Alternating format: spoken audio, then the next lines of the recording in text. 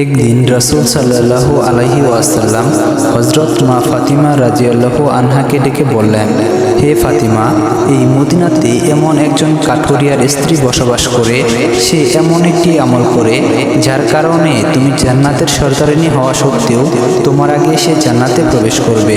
রাসূল সাল্লাল্লাহু আলাইহি ওয়াসাল্লামের মুখে এই কথা শোনার পর হযরত মা ফাতিমা রাদিয়াল্লাহু আনহা অনেকটা চমকে গেলেন এবং বললেন, আমি জান্নাতের সর্দারিনী হওয়া সত্ত্বেও কিভাবে একজন মহিলা আমার আগে জান্নাতে প্রবেশ করবে? সে কি এমন আমল করে আমি সেটি জানতে চাই। আব্বাজান, দয়া করে আমাকে সেই মহিলাটির ঠিকানা বলুন। আমি স্বচক্ষে গিয়ে দেখতে চাই সেই মহিলাটি কি এমন আমল করে। তখন আমাদের প্রিয় নবী হযরত মুহাম্মদ সাল্লাল্লাহু আলাইহি ওয়াসাল্লাম মা ফাতিমাকে উদ্দেশ্য করে বললেন, হে ফাতিমা, তুমি আজকে তোমার বাড়ি ফিরে যাও। তোমাকে আমি একদিন ডেকে নিব এবং সেদিন তোমাকে ওই কাঠুরিয়ার স্ত্রীর ঠিকানা দেব। হযরত মুহাম্মদ সাল্লাল্লাহু আলাইহি ওয়াসাল্লামের মুখে এই কথা শুনে হযরত মা ফাতিমা রাদিয়াল্লাহু আনহা বাড়ি ফিরে আসলেন। এভাবে অনেকদিন অতিবাহিত হয়ে গেল। হঠাৎ একদিন হযরত মা ফাতিমা রাদিয়াল্লাহু আনহা অসুস্থ হয়ে পড়লেন। একে তো অসুস্থ, তার মধ্যে তার ঘরে আবার 3 দিন যাবৎ কোনো খাবার ছিল না। এদিকে অসুস্থতা ও খাবার না খাওয়ার কারণে তিনি অনেকটা দুর্বল হয়ে পড়েছিলেন। তখন হযরত আলী রাদিয়াল্লাহু আনহুর কাছে কোনো টাকা পয়সা ছিল না, যা দিয়ে তিনি হযরত মা ফাতিমা রাদিয়াল্লাহু আনহার চিকিৎসা করাবেন। শুধু তাই নয়, হযরত আলী রাদিয়াল্লাহু আনহু টাকার অভাবে কোনো খাবারও কিনে আনতে পারছিলেন না, যার কারণে 3 দিন যাবৎ উপবাস থাকতে হয়েছে। একদিন হযরত মা ফাতিমা রাদিয়াল্লাহু আনহা তার ঘর থেকে একটি কাপড় এনে হযরত আলী রাদিয়াল্লাহু আনহুকে বললেন, হে আমার প্রিয় স্বামী, আপনার হয়তো মনে আছে আমার বিয়ের সময় আমার বাবা হযরত মুহাম্মদ সাল্লাল্লাহু আলাইহি ওয়াসাল্লাম এই শাড়িটি আমাকে উপহার হিসেবে দিয়েছিলেন। এটি হচ্ছে সেই বরকতময় একটি কাপড়। এই কাপড়টি আমার বিক্রি করতে ইচ্ছা করছে না, যেহেতু আমার ঘরে 3 দিন যাবৎ খাবার নেই, তাই এই কাপড়টি বিক্রি করার জন্য আমি আপনাকে দিচ্ছি। আপনি এই কাপড়টি বিক্রি করে বাজার থেকে কিছু খাবার নিয়ে আসুন। অতঃপর হযরত আলী রাদিয়াল্লাহু আনহু সেই কাপড়টি হযরত মা ফাতিমা রাদিয়াল্লাহু আনহার হাত থেকে নিয়ে বাজারে বিক্রি করার উদ্দেশ্যে বাড়ি থেকে রওনা হলেন। তিনি সেই কাপড়টি নিয়ে বাজারে গিয়ে উপস্থিত হলেন এবং সেই কাপড়টি তিনি অনেক ক্রেতাদের দেখালেন, কিন্তু সেই কাপড়টি অনেক পুরনো হওয়ায় কোনো ক্রেতা সেটি কিনতে রাজি হচ্ছিল না। সেই জন্য হযরত আলী রাদিয়াল্লাহু আনহু অনেকটা নিরাশ হয়ে পড়লেন এবং তিনি মহান রাব্বুল আলামিনের কাছে দুহাত তুলে দোয়া করে বললেন, হে রাব্বুল আলামিন, এই কাপড়টি অনেক পুরনো হওয়ায় কেউ কিনতে চাচ্ছে না। এদিকে হযরত মুহাম্মদ সাল্লাল্লাহু আলাইহি ওয়াসাল্লামের 2 নয়নের মণি হযরত ফাতিমা রাদিয়াল্লাহু আনহার কলিজার টুকরা হযরত হাসান ও হোসেন রাদিয়াল্লাহু আনহু গত 3 দিন যাবৎ কোনো খাবার পানি কিছুই পাচ্ছে না। আজকে যদি এই কাপড়টি বিক্রি করতে না পারি, তাহলে আগামীকালও আমার সেই 2 পুত্র না খেয়ে থাকবে। আপনি এই কাপড়টি কেনার জন্য একজন ক্রেতার ব্যবস্থা করে দিন। হযরত আলী রাদিয়াল্লাহু আনহুর এই দোয়া করার পর একজন ক্রেতা তার কাছে চলে আসলো এবং সে হযরত আলী রাদিয়াল্লাহু আনহুকে প্রশ্ন করল, হে আলী, তুমি কি এই কাপড়টি বিক্রি করতে চাও? তখন হযরত আলী রাদিয়াল্লাহু আনহু বললেন, আমি তো এই কাপড়টি বিক্রি করার জন্যই বাজারে নিয়ে এসেছি। তখন সেই লোকটি বলল, কি পরিমাণ অর্থ দিলে তুমি এই কাপড়টি আমার কাছে বিক্রি করবে? তখন হযরত আলী রাদিয়াল্লাহু আনহু জানতেন যে এই কাপড়টি অনেক পুরাতন, তাই এই কাপড়টির দাম 1 থেকে 2 দিরহাম হতে পারে।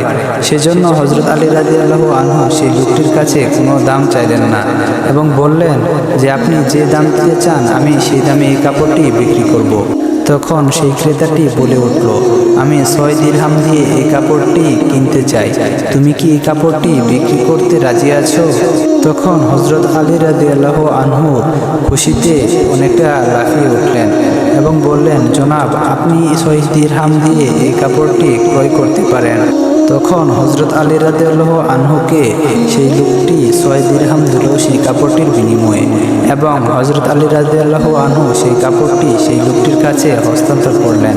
ওইদিকে মহান আল্লাহ তাআলার একদল ফেরেশতা অন্য একদল ফেরেশতাদের বলতে লাগলো, নবীজি সাল্লাল্লাহু আলাইহি ওয়াসাল্লামের সকল সাহাবীরা অনেক দানশীল, তারা সুখে দুঃখে সর্বাবস্থায় তারা দান করে। এটা শুনে অপর একদল ফেরেশতারা বলতে লাগলো, রাসূল সাল্লাল্লাহু আলাইহি ওয়াসাল্লামের সাহাবীরা দান করেন এটা ঠিক আছে, কিন্তু তারা সুখে দুঃখে সবসময় দান করেন না। তাদের হাতে যদি কিছু থাকে তাহলে তারা দান করে, এবং তাদের হাতে থাকা জিনিসটা যদি তাদেরই প্রয়োজন থাকে তাহলে তারা সেটি দান করে না। মহান আল্লাহ তাআলা ফেরেশতাদের এরকম ঝগড়া করতে দেখে ফেরেশতাদেরকে বললেন, হে ফেরেশতারা, তোমরা নিজেদের মধ্যে ঝগড়া করো না, তোমরা এটি পরীক্ষা করার জন্য হযরত আলী রাদিয়াল্লাহু আনহুর নিকট চলে যাও। সে 6 দিরহাম দিয়ে কাপড়টি বিক্রি করেছে, এই 6 দিরহাম টাকা তার খুবই প্রয়োজন। তোমরা হযরত আলীর কাছে গিয়ে সেই টাকাটা চাও, দেখো সেই টাকাটা দেয় কিনা, এবং এর মাধ্যমে তোমরা তোমাদের ঝগড়ার উত্তর পেয়ে যাবে।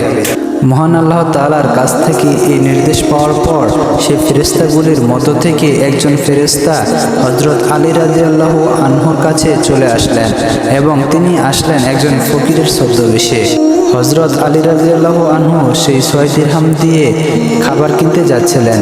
এমন সময় ফকির বেশে সেই ফেরেশতাটি এসে বলল, হে আল্লাহর বান্দা, আমি কয়েকদিন যাবৎ উপবাস আছি, আমার ঘরে কোনো খাবার নেই।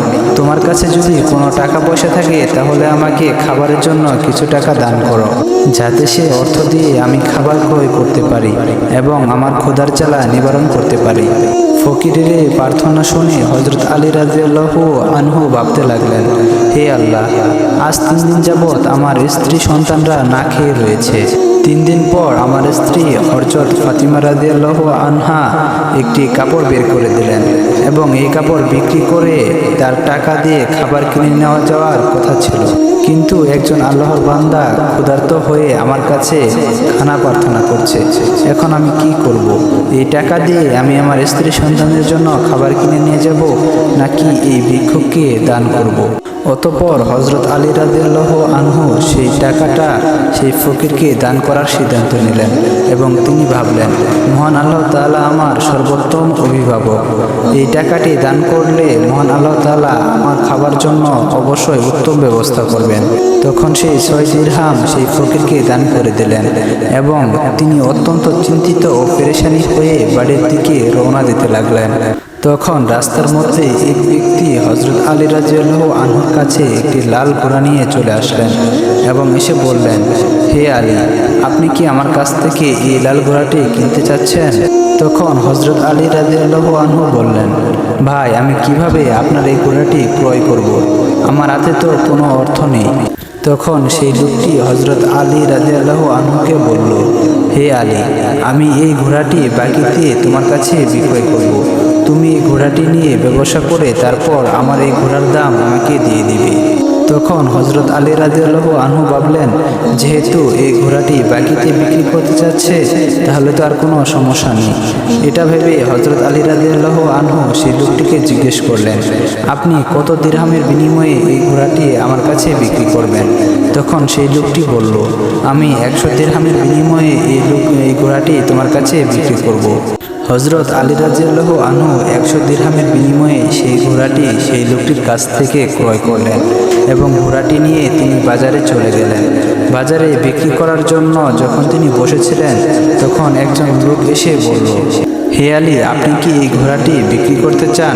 তখন হযরত আলী রাদিয়াল্লাহু আনহু বললেন, আমি তো এই ঘোড়াটি বিক্রি করার উদ্দেশ্যে এই বাজারে নিয়ে এসেছি। তখন সেই লোকটি বললেন, আপনি কত দিরহামের বিনিময়ে এই ঘোড়াটি বিক্রি করতে চান? হযরত আলী রাদিয়াল্লাহু আনহু নিচে থেকে কোনো দাম না বলে সেই লোকটিকে বলল, আপনি এই ঘোড়াটি কত টাকার বিনিময়ে বা কত দিরহামের বিনিময়ে ক্রয় করতে চান? তখন সেই লোকটি বলল, আমি এই ঘোড়াটি 160 দিরহামের বিনিময়ে ক্রয় করতে চাই। তখন হযরত আলী রাদিয়াল্লাহু আনহু ভাবলেন, আমি তো এই ঘোড়াটি 100 দিরহামের বিনিময়ে ক্রয় করেছি, আর এই লোকটি যেহেতু 160 দিরহাম দিয়ে ক্রয় করবে তাহলে তো এখানে আমার 60 দিরহাম লাভ হবে। তখন হযরত আলী রাদিয়াল্লাহু আনহু সেই লোকটিকে বললেন, ভাই, আমি আপনার কাছে এই ঘোড়াটি 160 দিরহামের বিনিময়ে বিক্রি করলাম। সেই লোকটি হযরত আলী রাদিয়াল্লাহু আনহুর কাছ থেকে 160 দিরহামের বিনিময়ে সেই ঘোড়াটি কিনে নিলেন। হযরত আলী রাদিয়াল্লাহু আনহু যে লোকটির কাছ থেকে ঘোড়াটি নিয়েছিলেন তাকে 100 দিরহাম পরিশোধ করার পরও হযরত আলী রাদিয়াল্লাহু আনহুর কাছে রয়ে গেল 60 দিরহাম। হযরত আলী রাদিয়াল্লাহু আনহু 6 দিরহাম আল্লাহর রাস্তায় দান করেছিলেন। তার বিনিময়ে মহান আল্লাহ তাআলা তাকে 60 দিরহাম দিয়ে দিলেন এবং সেই 60 দিরহাম থেকে সে বিপুল পরিমাণ খাবার কিনে তার বাড়ির উদ্দেশ্যে রওনা দিলেন।